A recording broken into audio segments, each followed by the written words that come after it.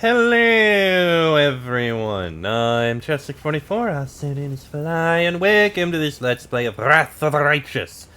Last episode, we went through the Green Gates and helped Arushale find the hag that was over here.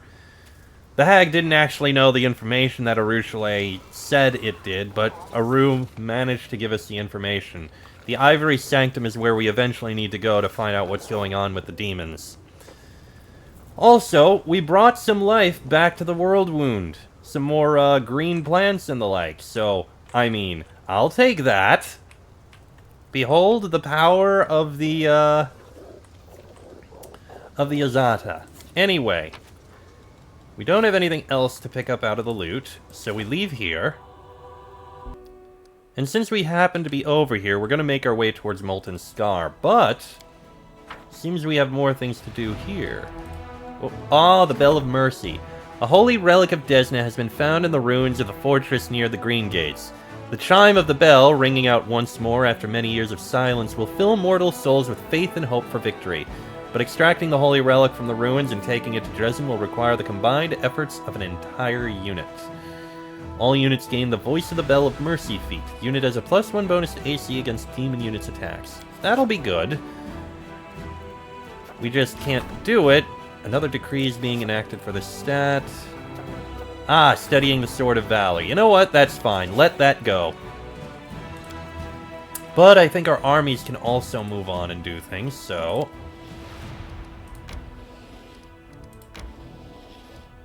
Sets in his wrath, can continue exploring. Well, that's as far as you went. You can actually head on back over here and do some more exploring. It'll take a while. And Agaboya's scouts can also... Oh! That's as far as you're gonna go that way. That army, you would not be able... Okay, you are basically as far as you can get, so... You are also gonna go to Treasonholm. Which means sets in his wrath... Once you finish moving that way, you're gonna need to... Well, you can clear out that army.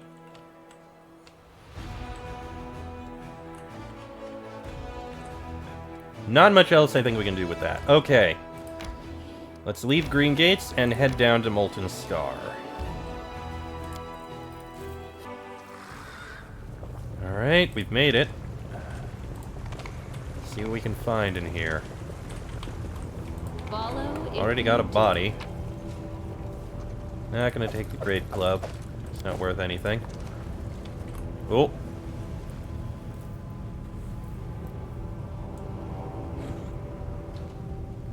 Feathered beasts, I'll choke all of you! Get your talons off me!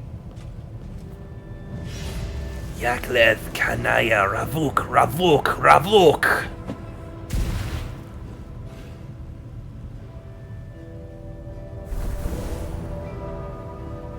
Thomas, what have they done to you? You monsters! Beasts! Oh dear. Now get the second one over here. Oh dear. Stop the Vrock's sorceress. Wait, that thing's female? Okay. Oh, more Vrocks. Get them dead. Get them all dead. And one more to kill.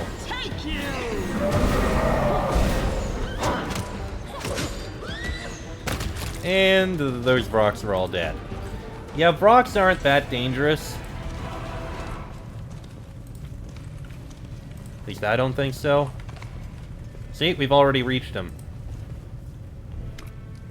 A large Vrock looks at you, craning her disgusting bald neck. Her piercing screech sounds menacing. Why are you here? Do you want to become demons too? Vrox will transform you right away! Who are you? The Vrock sticks her chest out and spreads her massive black wings. Vorimarak! Wise Vrock, magical Vrock, snatcher of pathetic humans, maker of demons! Other Vrock said Vorimarak was dumb.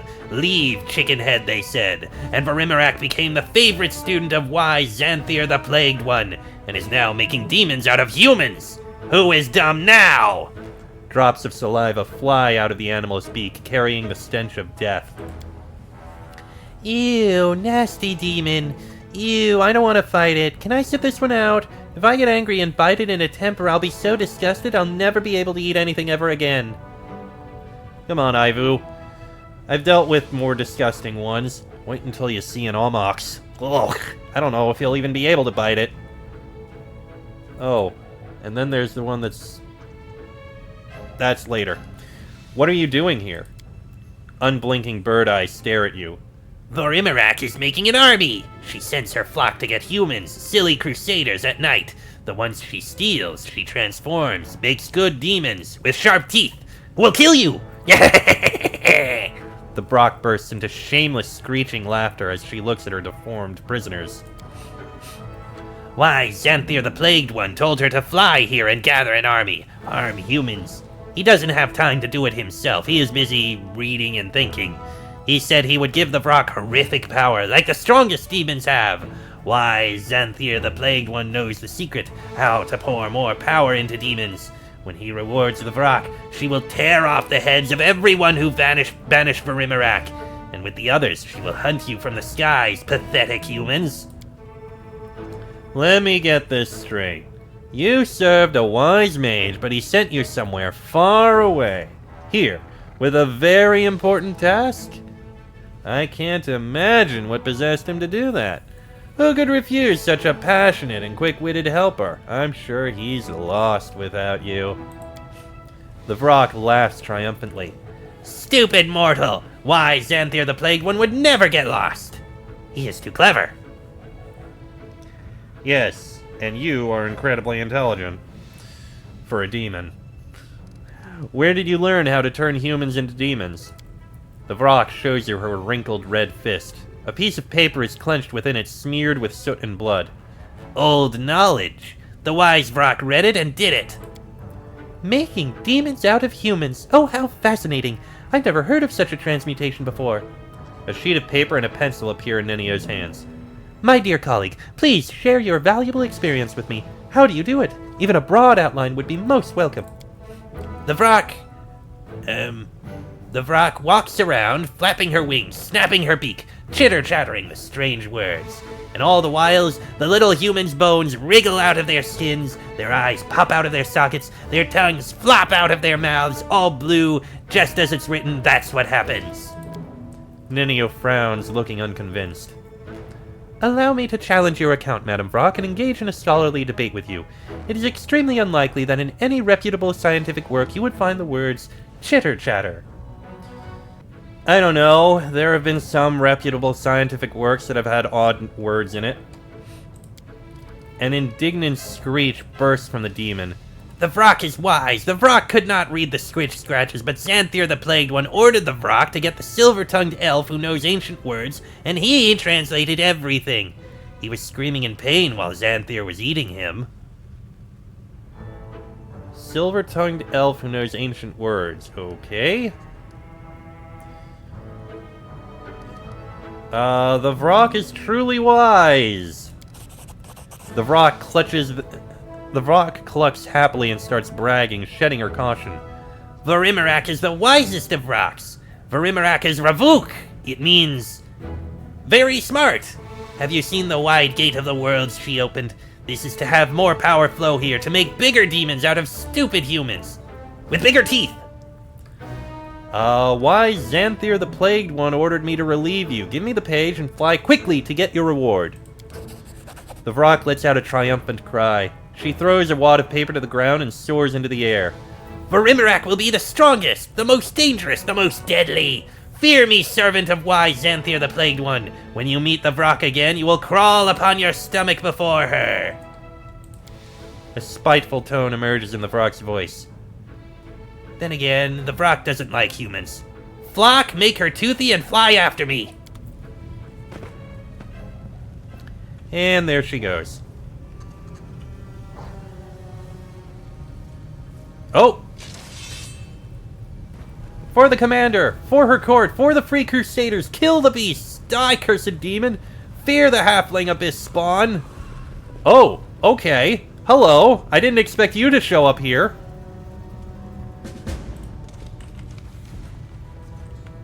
They killed the Vrox. Well done. Page smeared with blood and soot. The paper is old and is stained black with blood in places. Someone has written over the ancient elven runes in blood. Just one fragment in the corner is readable. Not a portal, but a soft spot in the space of the world. Many gods and demons have the power to open such a rift, but doing this will not be to their liking, so they will leave the request unanswered. Therefore, one should pronounce the word Ravuk when creating such a rift. It is an ancient and mighty word of power that belongs to a language now forgotten. This word means no name. Mages of the past often wove it into the texts of their incantations to shelter themselves from the anger of those forces disturbed by rights against nature. And we can reinvigorate the land again. You are surrounded by halfling warriors, worshippers of Chalidra Zuzaristan, aggressively brandishing their weapons. Hail, Commander! And hail to you too, Dragon! Fancy meeting you in this nest of demons, eh? What are you doing here? What do you mean? We're free crusading here. We brought all of our kind from the court, anyone who can fight. We're going on raids, taking on demons, helping armies from Dresden where we can. Lots to be getting on with. So much to do, but we'll manage it, don't you worry. Thanks for your help. Have a lovely day then, and call into the court more often. You're sorely missed. I was just there. Got some loot there. Thank you for killing that Vrock for me. We'll deal with it in a bit. Let's talk to the people first. They're clearly going to need help. Gloves of what? Gloves of Arcane Eradication. A +4 bonus to ranged touch attack rolls and a +5 competence bonus on used magic device checks.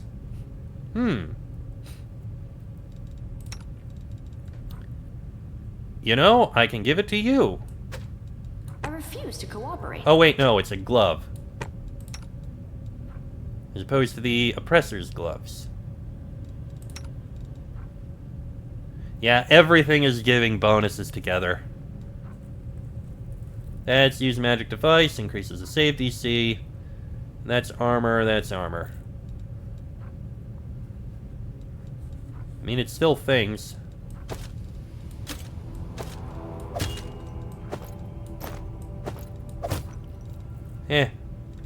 That'll do. Oh!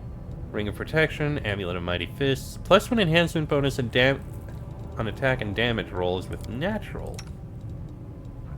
I want to leave you with that defense. You don't have anything. Here you go. There's a bonus to you.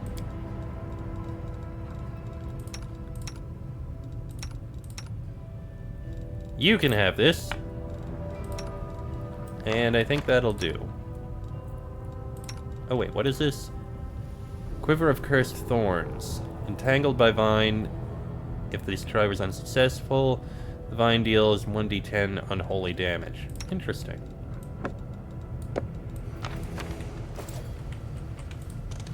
Alright, let's talk to you guys. Oh wait, another body. And regular heavy mace. Okay.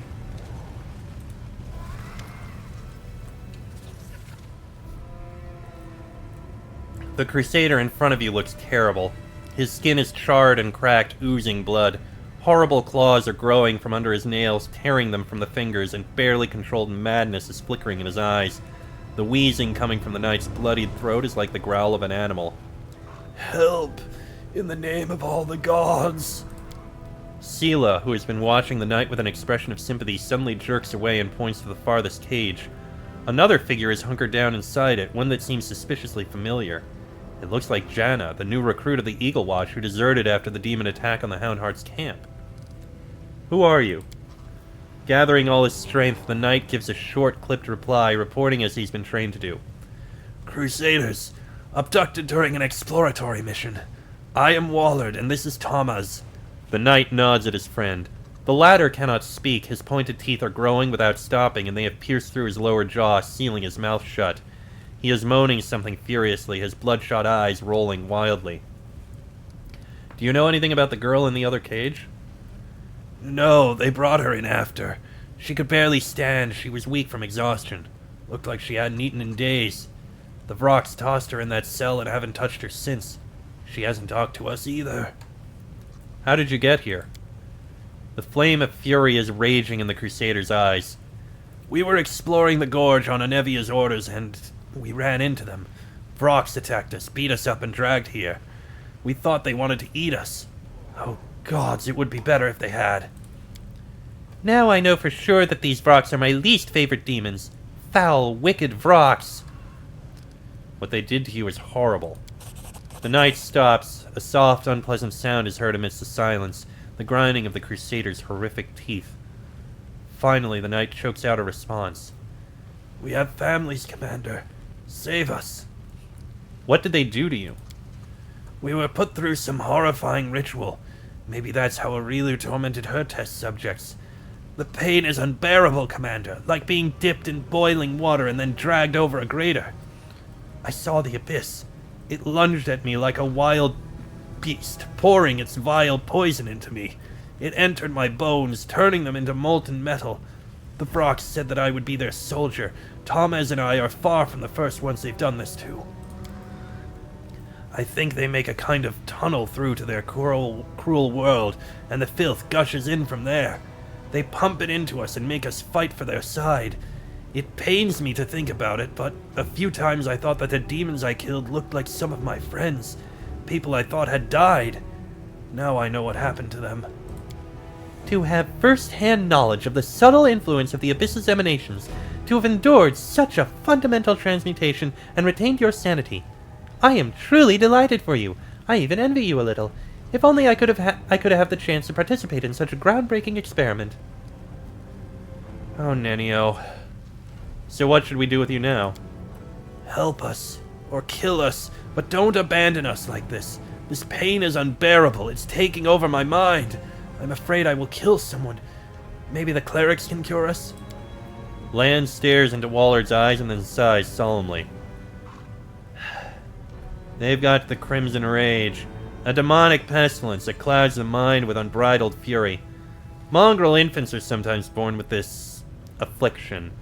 There's no cure for it. But we do know ways to fight this scourge, to control it. Maybe my kinfolk could help you. Our troubles have a common source. Look at me, warrior. I know what you are feeling. I also sense that beast in my soul. I hear its raging howls, but I fight it every day, every moment. You are not doomed. You have been marked by the abyss, but it is not a death sentence. I am living proof of that. The Crusader presses his fist to his chest. Yes, the beast inside! How do you resist it? How do you suppress this rage? Sociel speaks with unexpected fervor. We must help them. If we truly believe that we can prevail against a Worldwound's influence on Galarian, that means we must also eradicate it from the bodies of these unfortunates. We have no right to consign these people to a terrible fate, saying there's nothing to be done, they are doomed. Every person can be saved. Every person deserves a chance at salvation.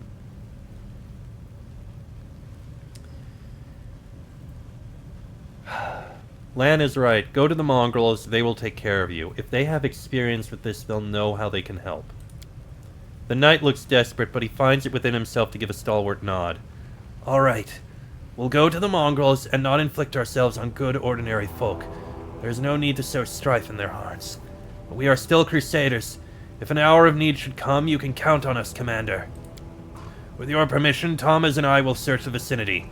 Now that the Vrox have been ousted, we need to gather their poor victims.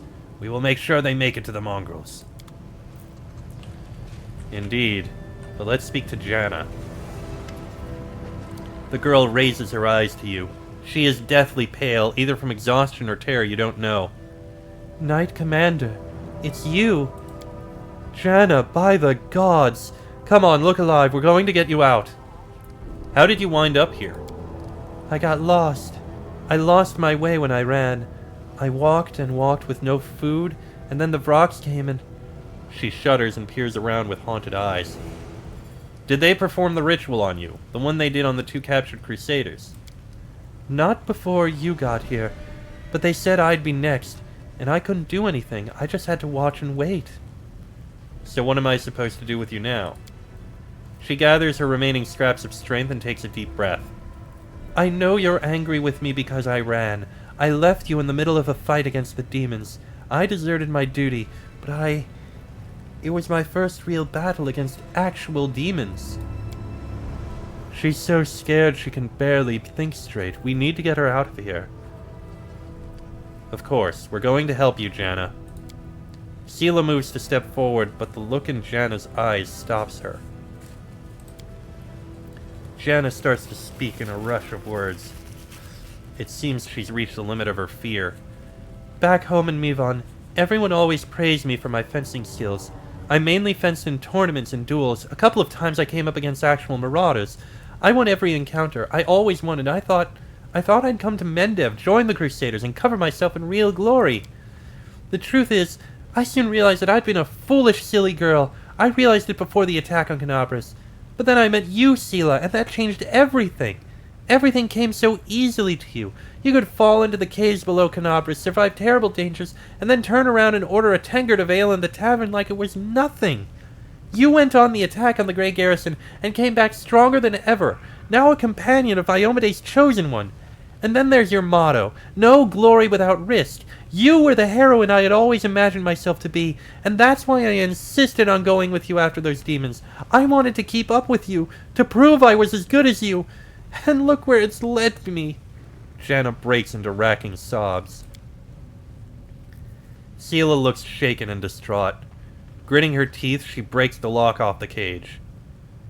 You heard what the commander said, Janna. You're free to go wherever. And if it counts for anything, I'm sorry.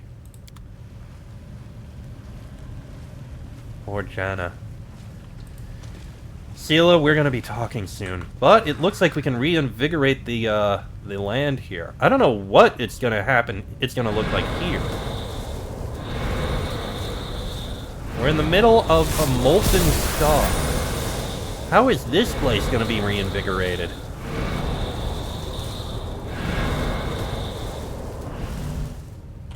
Well, it's still molten. Still fire. There's a little bit of the land here, but honestly, I don't see what the point of this one is. That molten lava is going to burn up all that grass. Not to mention there's no light down here to keep the plants alive. This one seems a little pointless. Anyway, with that, I'm going to end this episode here. Next episode, we're going back to base. Back to Dresden. We've got a few things to look at there. That'll be in the next episode. So until then, I am Chester44, also known as Falai. That is me, Sela, Sorciel, Arushale, Lan, and Nenio. This has been a Let's Play of Wrath of the Righteous, and I shall see you all next time.